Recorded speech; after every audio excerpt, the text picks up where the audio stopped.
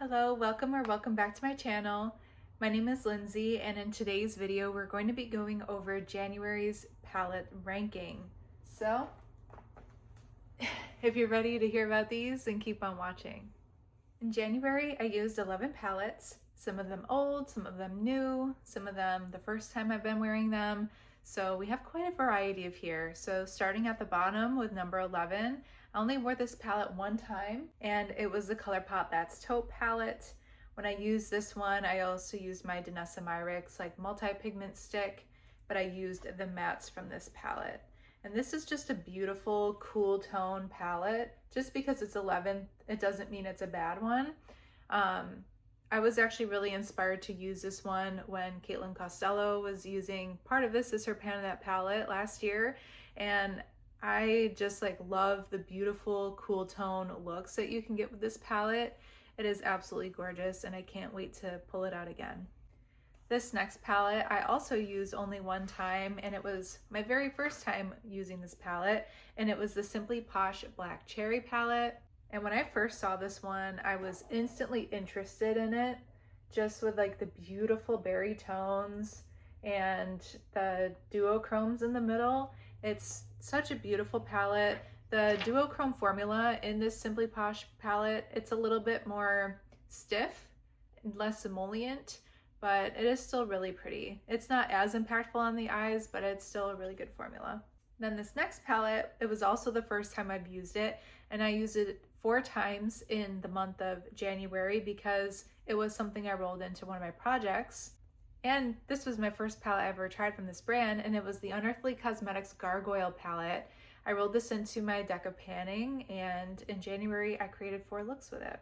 It's a really beautiful, grungy color story, and the shimmer shades are just so sparkly in here, and I just felt like a beautiful, grungy, bringing out my inner grunge when I use this palette. So it was very beautiful and fun to play with.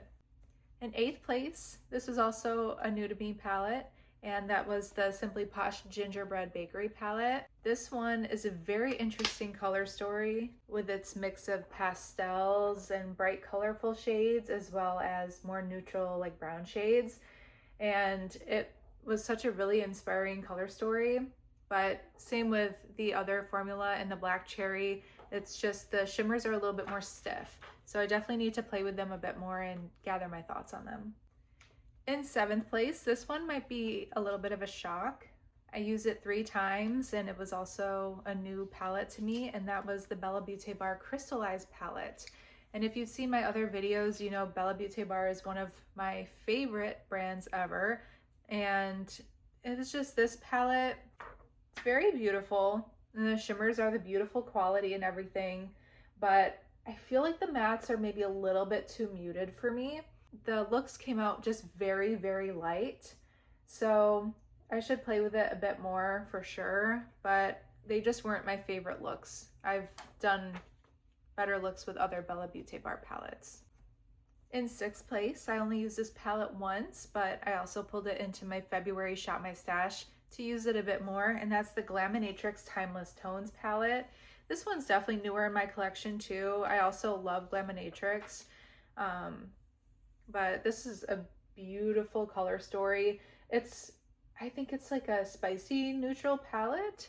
It has, blues and greens, duochromes, toppers, and look forward to a video coming out with this soon because it's beautiful, and I need to give it more love and to play with it more. In 5th place, right in the middle, this is also a new palette to me, and it was the Natasha Denona I Need a Warm palette.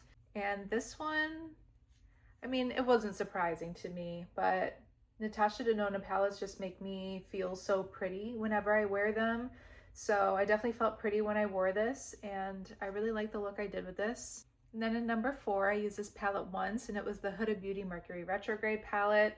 Originally for my Pan That palette, I was gonna just do all 3 for the entire year, the Mercury Retrograde, Rose Quartz, and the Naughty.